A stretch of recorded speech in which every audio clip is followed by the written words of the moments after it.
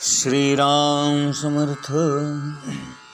गोपाल कृष्ण भगवान की जय। वानप्रस्थाश्रम करायचा म्हणजे निरीच्छ व्हायचं, कुठल्याही प्रकारची आसक्ती ठेवायची नाही, सर्व संग परित्याग करायचा आणि वनामध्ये निघून जायचं, वनवास करायचा। त्याच्यानंतर संन्यास आश्रम सांगितला, संन्यास घ्यायचा आणि भगवंताशी एकरूप होण्याचा प्रयत्न करायचा। अशा प्रकारच्या 4 आश्रमांचा त्यावेळेला विचार व्हायचा, 4 वर्ण व्हायचे। या सगळ्याप्रमाणे आचरण करणं म्हणजेच भगवंताची प्रसन्नता। म्हणून आपण त्या भगवंताचं एकचित्ताने निरंतर श्रवण केलं पाहिजे, कीर्तन केलं पाहिजे, ध्यान केलं पाहिजे आणि पूजन केलं पाहिजे। हे ऋषींनो, महापुरुषांची सेवा केल्यामुळेच आपल्याला या गोष्टी करण्याची प्रेरणा मिळते। म्हणून आपल्या आयुष्यामध्ये संत सज्जनांचा सहवास व्हावा, त्यांच्याबरोबर आपल्याला राहता यावं, त्यांची सेवा करता यावी। संतांची सेवा म्हणजेच भगवंताची सेवा आणि संतांना आनंद देणं, गुरूंना आनंद देणं म्हणजेच भगवंताला आनंद देणं।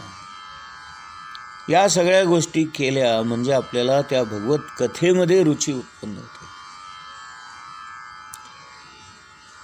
भागवतामध्ये भगवान गोपाल कृष्णांच्या अनेक अवतारांचं आणि लीलांचं वर्णन केलेलं आहे। त्याचं श्रवण करायचं, कीर्तन करायचं, नाम संकीर्तन करायचं, हे आपलं मन पवित्र होण्यासाठी करायचं, मन शुद्ध होण्यासाठी करायचं, मनातल्या वासना नाहीशा होण्यासाठी करायचं, मनातले विषय नाहीसे करायचे आणि मनामध्ये असणारे हे 6 विकार काम, क्रोध, मद, मोह, दंभ, मत्सर या सगळ्या गोष्टी घालवायच्या आहेत आपल्याला। आणि भगवान श्रीकृष्णाच्या ठिकाणी आपल्याला प्रेम निर्माण करायचं आहे आणि या प्रेमाची जेव्हा अत्युच्च पातळी आपण गाठतो त्यावेळेला आपल्या असं लक्षात येतं की भगवंताशिवाय अन्य कुणी नाही, न अन्य, अनन्यता प्राप्त होते, एकरूपता प्राप्त होते, तद्रूपता प्राप्त होते आणि मग मी विभक्ताचा भक्त होतो। माझ्या मनामध्ये भक्ती निर्माण होते आणि भक्ती निर्माण झाली रे झाली की भगवंताला तिथे यावंच लागतं, कारण त्याने भक्तीला वरदान दिलेलं आहे।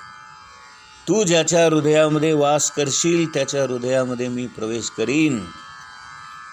आणि भगवंताचा प्रवेश झाला रे झाला की आपल्याला ज्ञान होतं, आत्मज्ञान होतं। ज्ञान झालं की आपोआप वैराग्य प्राप्त होतं। हे जगणं नकोसं वाटतं, हे जीवन नकोसं वाटतं, बाकी सगळ्या गोष्टी नकोशा वाटतात। अशा प्रकारे ज्ञान, वैराग्य, भक्ती आणि भगवंताविषयीचं प्रेम हे सगळं मिळवण्यासाठी ही भागवत कथा आहे। आपलं चित्त शुद्ध होतं, स्वच्छ होतं, निर्मळ होतं आणि सत्वगुणांची वाढ होते, नाही का। 3 गुण सत्व, रज, तम। तमोगुण हा सगळ्यात वाईट। तमोगुणी माणसं आळशी असतात, झोपाळू असतात, काहीच करत नाहीत, नाही का, हालत नाहीत, त्यांचा स्वभाव विक्षिप्त असतो, ते कायम चिडलेले असतात, भांडत असतात, द्वेष मत्सर करत असतात, अनेक प्रकारचे अपराध करत असतात, पाप कर्म करत असतात, अत्याचार करत असतात, इतरांना त्रास देत असतात, दुःख देत असतात। हे सगळं तमोगुणाची लक्षणं आहेत। त्याच्यानंतर रजोगुण। रजोगुण तुम्हा आम्हा माणसांचा, संसारी माणसांचा असतो। खावं प्यावं, मजा करावी, सुख मिळवावं, नाही का। आपली सुखाची कल्पना जी आहे ती वेगळी आहे, की मनासारखं घडलं म्हणजे सुख, मनाविरुद्ध घडलं म्हणजे दुःख. इतकं साधं सोपं सरळ आपलं असतं. जेव्हा आपण प्रपंच करत असतो, जेव्हा आपल्या मनासारखं घडतं, तेव्हा आपल्याला वाटतं वा वा मी अगदी सुखात आहे. आणि जरासं मनाविरुद्ध झालं रे झालं की आपल्याला वाटतं काय दुःख कोसळलं, आभाळ कोसळलं, अशी आपली अवस्था आहे. पण इथे जे सुख भागवतामध्ये वर्णन केलंय ते सुख म्हणजे आत्मसुख. ज्ञानेश्वर महाराज एका अभंगामध्ये म्हणतात, ते सुख काय सांगू वाचे बोलता न ये. अहो, ते आत्मसुख असं असतं की एकदा का ते मिळालं की बाकी सगळ्या गोष्टी आपल्याला तुच्छ वाटायला लागतात, नकोशा वाटायला लागतात. अहो, जिथं संसारच नकोसा वाटतं तिथं संसारातलं काय बारीक सारीक सुख आपल्याला सुख मिळणार आहे. ज्याने अमृत प्याला त्याला चहा दिल्यानंतर काय मजा वाटणार. पण आजकाल आपल्याला चहा प्यालं की सुख वाटतं, नाही का? काही माणसं म्हणतात ना, चहा नाही मिळालं तर डोकं दुखायला लागतं, चहा नाही मिळालं तर अस्वस्थ होतं. म्हणजे आपण दुःख करतो. साधा चहा जरी नाही मिळाला तरी आपल्याला दुःख होतं. म्हणजे बघा आपलं किती विचित्र आहे हे सगळं. आपल्या सुखदुःखाच्या कल्पना विचित्र आहे. भागवतामध्ये जे सुख सांगितलंय ते आत्मसुख आणि ते भगवंताचं सुख आहे. जो स्वतः सच्चिदानंद स्वरूप आहे, त्या भगवंताची एकदा प्राप्ती झाल्यानंतर बाकी सगळ्या गोष्टी आपल्याला तुच्छ वाटतात. ते सुख मिळवायचं. रजोगुणामध्ये कामवासनेला महत्त्व आहे. इथं विषय वासना भोगायच्या आहेत, संसार करायचा आहे, गृहस्थाश्रमामध्ये राहायचं आहे, निर्मिती करायची आहे, संतती निर्माण करायची आहे. त्यामुळं रजोगुण हा प्रजोत्पादनासाठी आवश्यक आहे. जर रजोगुण नसेल तर प्रजा होणार नाही, प्रजेचं उत्पादन होणार नाही, आपल्या पिढ्या चालणार नाही, आपला वंश चालणार नाही, आपली परंपरा टिकणार नाही. म्हणून वंश परंपरा पिढी आपलं घराणं चालू राहण्यासाठी संतती होणं आवश्यक आहे आणि संततीसाठी रजोगुण आवश्यक आहे. आणि म्हणून रजोगुण महत्त्वाचा. त्याच्यानंतरचा आहे तो सत्वगुण. सत्वगुण म्हणजे काय? भगवंताविषयी प्रेम निर्माण होणं, भागवत ऐकावंसं वाटणं, नाही का? ही जिज्ञासा जागृत होणं हेच सत्वगुणाचं वैशिष्ट्य. आणि याच्याही पुढे जाऊन शुद्ध सत्वगुण म्हणजे केवळ भगवंतच, बाकी काही नाही. आणि गुणातीत होणं हे तर त्याच्याही पुढची पायरी आहे की मला सत्वगुण पण नको, भगवंताचं नाही, मी भगवंतच आहे, इथपर्यंत आपल्याला प्रवास करायचा आहे. पुढे सूत म्हणतात, भगवंताची जेव्हा आपण भक्ती करतो तेव्हा मुक्ती मिळते आणि आसक्ती नाहीशी होते. हे दोन्ही शब्द बघा कसे मजेशीर. मुक्ती म्हणजेच आसक्तीरहित अवस्था. म्हणून जोपर्यंत आपल्याला आसक्ती आहे तोपर्यंत आपण मुक्त नाही, आपण अडकलेले आहोत. मला हे हवं, मला ते हवं, मिळालं तर आनंद आहे, नाही मिळालं तर दुःख आहे. हे सुखदुःख जोपर्यंत आहे तोपर्यंत आपण आसक्त आहोत. आणि आसक्ती गेली म्हणजे आपण सुखदुःखाच्या पलीकडे जाणार, म्हणजेच मुक्त होणार. ती मुक्ती मिळते आणि मन आनंदाने भरून जाते, यालाच आत्मानंद असं म्हणतात. आणि मग इथे आपल्याला थोडासा भगवत तत्वाचा अनुभव येऊ लागतो. म्हणजे आत्मसुख, आत्मानंद जेव्हा आपल्याला कळायला लागतो तेव्हा थोडं थोडं ते भगवत तत्व समजायला लागतं.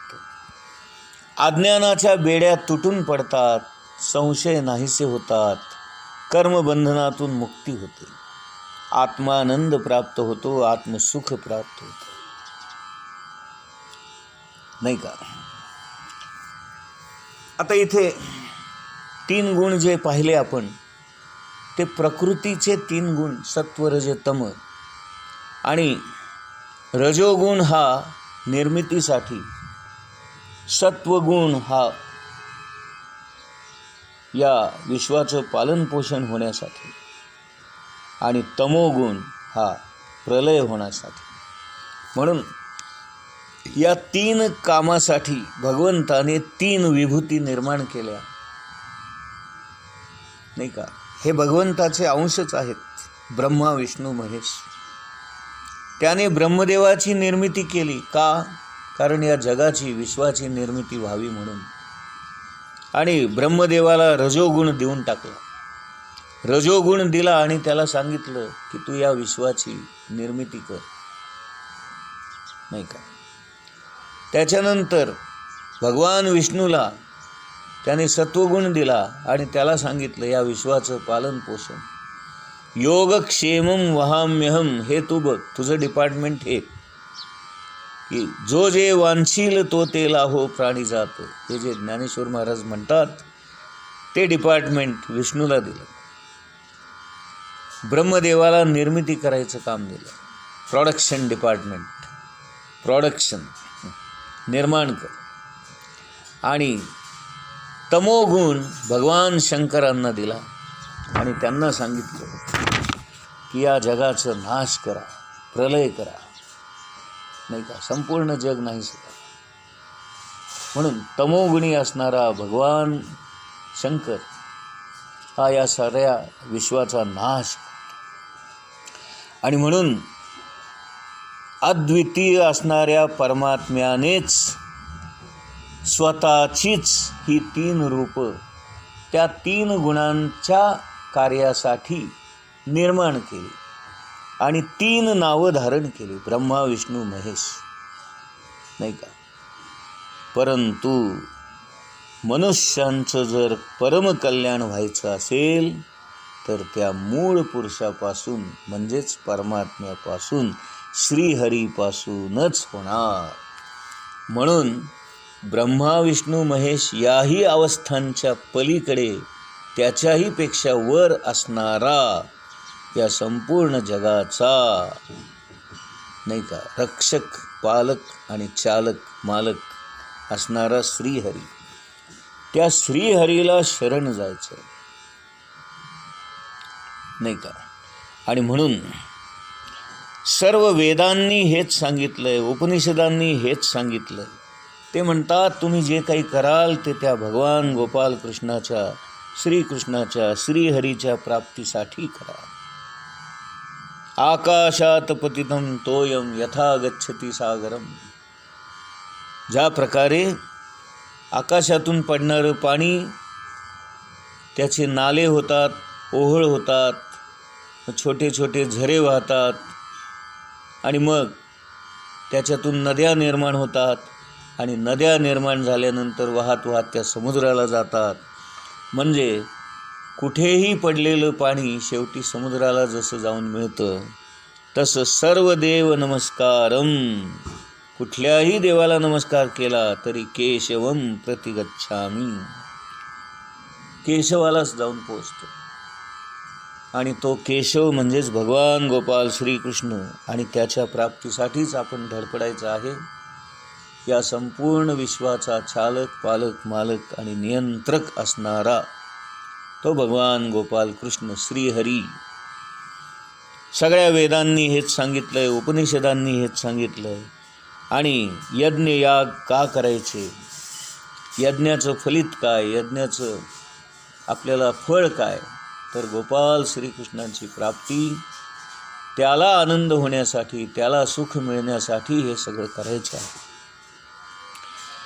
हे ज्ञान म्हणजेच आत्मज्ञान, म्हणजेच गोपाल कृष्णाची प्राप्ती आणि म्हणजेच बाकी सगळ्या गोष्टींची विरक्ती.